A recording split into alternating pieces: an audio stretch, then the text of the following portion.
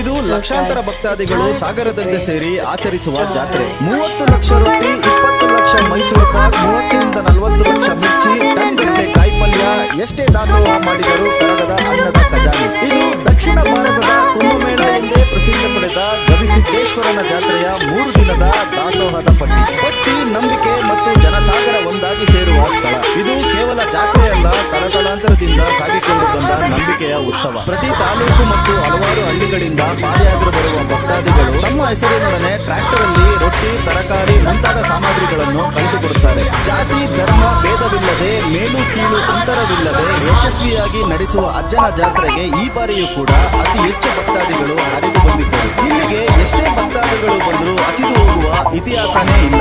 ಅನ್ನ, ಅಕ್ಷರ ಹಾಗೂ ಆಶ್ರಯ ಈ 3 ದಾಸೋಹವನ್ನು ಕಳೆದ ಹಲವಾರು ಶತಮಾನಗಳಿಂದ ನಮ್ಮ ಕರ್ನಾಟಕ